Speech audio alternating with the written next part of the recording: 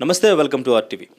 సంక్రాంతి పండుగ వచ్చిందంటే ఫ్యాన్స్ అందరికీ, ప్రేక్షకులందరికీ కూడా ఇండస్ట్రీ నుంచి మంచి ఎంటర్టైన్మెంట్ అందించాలని చెప్పేసి సినిమాలు రిలీజ్ చేయడానికి ఇండస్ట్రీ నుంచి మంచి మంచి సినిమాలు రిలీజ్ చేస్తూ ఉంటారు.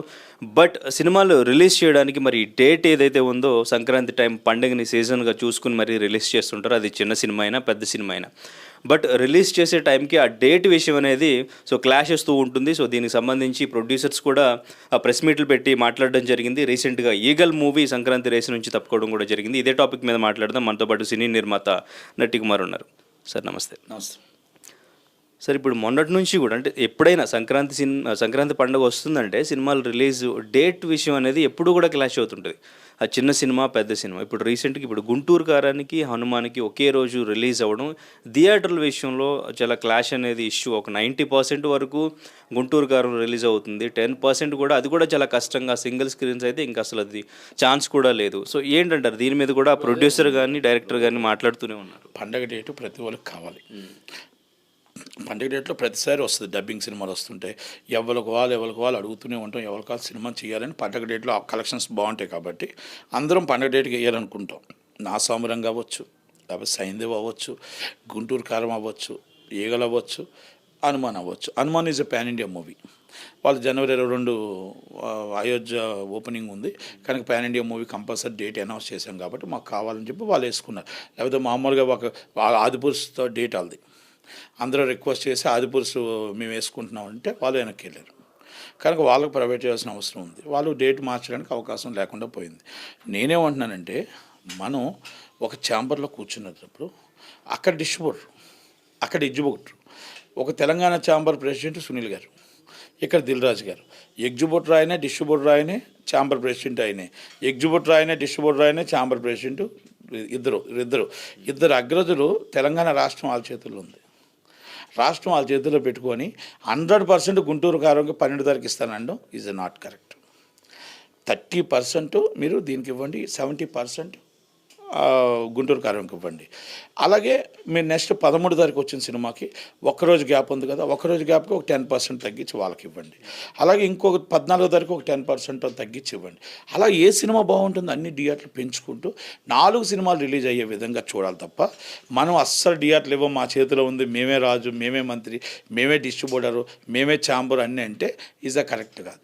మనం వ్యక్తి ఎక్కడైనా అవ్వచ్చు, ఆ పదవి అందరికీ సపోర్ట్ చేయవలసిందే. ఆ పదవి అనేది మనకు ఆ వెన్ను తెచ్చిన పదవిని అందరూ కూర్చొని చేయాలి. కనుక నిన్న నాకు ఆ నిర్మాత మాట్లాడింది కానీ అన్నీ చూసిన తర్వాత నాకు బాధ అనిపించింది. ఒక ఛాంబర్ జాయింట్ సెక్రటరీగా నాకు బాధ అనిపించింది.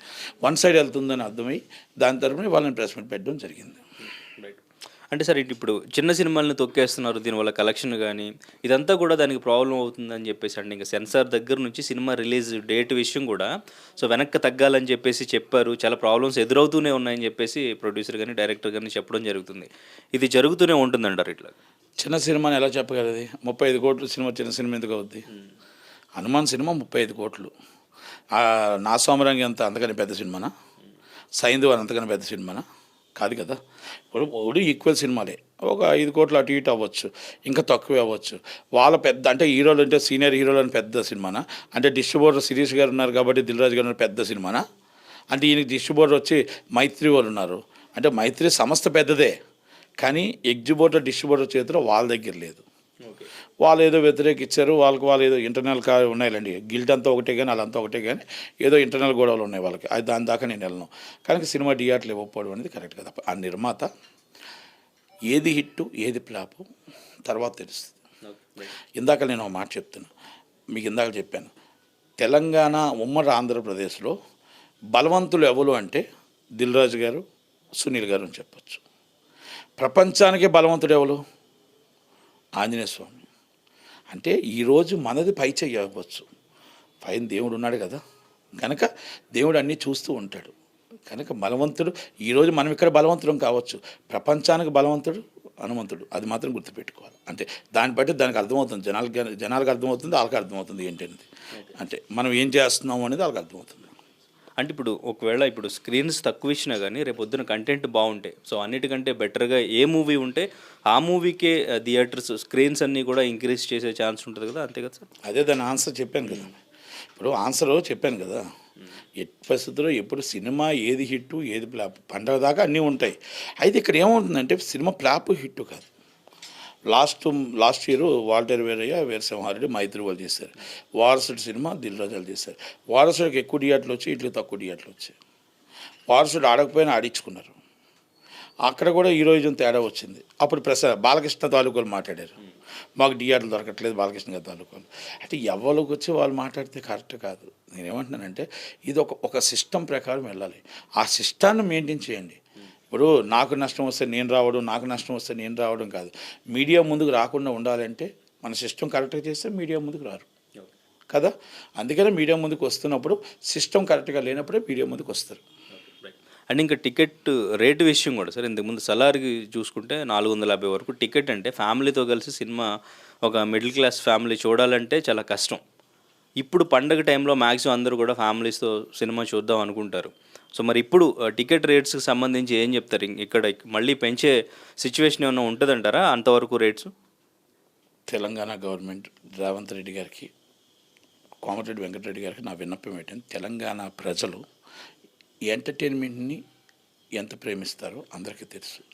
ఎంటర్టైన్మెంట్లో పండగ రోజు 10 మంది సినిమా చూడాలనుకుంటారు. 10 మంది అంటే పండగకు వచ్చిన 10 మంది 450 రూపాయలు పెడతారా, మీరు 200 పెడతారా? అది నిర్ణయం మీకు వదిలేస్తున్నా. కార్పొరేట్ కంపెనీకి మీరు వత్తాసు పలికే రేట్ అయితే 450 పెట్టండి. పేద ప్రజల పార్టీ అయితే మీరు 200 రూపాయలు పెట్టండి. ఎందుకంటే బస్సు రేట్లు, బస్సుకు డబ్బులు ఖర్చు పెట్టాలి, అన్నీ ఖర్చు పెట్టి డబ్బులు. ఎంటర్టైన్మెంట్ అనేది కంపల్సరీ సినిమా చూస్తారు. మన పండుగ అంటే పెద్ద పండుగ అంటేనే సినిమా ఎంటర్టైన్మెంట్. ఆ ఎంటర్టైన్మెంట్ని ప్రజలకు అందించాలి అంటే రేట్లు పెంచకుండా మన అందుబాటులో తేవాలి. ఎవరికి కాస్ట్ ఆఫ్ ప్రొడక్షన్ పెరిగింది? వీళ్ళ రెమ్యునేషన్లో పెరిగాయి, వీళ్ళ వేస్టేజ్ పెరిగింది. కాస్ట్ ఆఫ్ ప్రొడక్షన్ పెరగలే, ఇలా వేస్టేజ్లు రెమ్యునేషన్ పెంచుకుంటున్నారు కనుక రేట్లు ప్రేక్షకుల దగ్గర దోచుకుంటున్నారు. కనుక రేవంత్ రెడ్డి గారు నిజంగా కాంగ్రెస్ పాలన అంటే పేదల పాలన అంటారు. అలాగైతే 200 పెట్టాలి. ఇది కార్పొరేట్ కంపెనీ పాలన అంటే 450 రూపాయలు పెట్టాలి. అలాగే జగన్మోహన్ రెడ్డి గారికి కూడా అదే వర్తిస్తుంది. ఇది ప్రజల పక్షాన పాలన, ఇది కార్పొరేట్ కంపెనీల పాలన. ఈ ఒత్తాసు పలికిన పాలనకి ఏదైనా ఉంటే రేటు తగ్గించి ఆ రేటు ప్రజలకు అందించే విధంగా మీరు చేస్తే బాగుంటుంది. మీ చుట్టం కంటే ఒకటి, బయట వాళ్ళకైతే ఒకటి, ప్రతిపక్షానికి ఒకటి, అధికార పక్షానికి ఒకటి దయచేసి చేయకూడదని జగన్మోహన్ రెడ్డి గారికి విన్నపం. అలాగే పోసాని కృష్ణమురళి గారి సినిమా పెద్ద ఆయన, సినిమాకే దిగ్గురు, అలాగే ఆయనకు కూడా విన్నపం.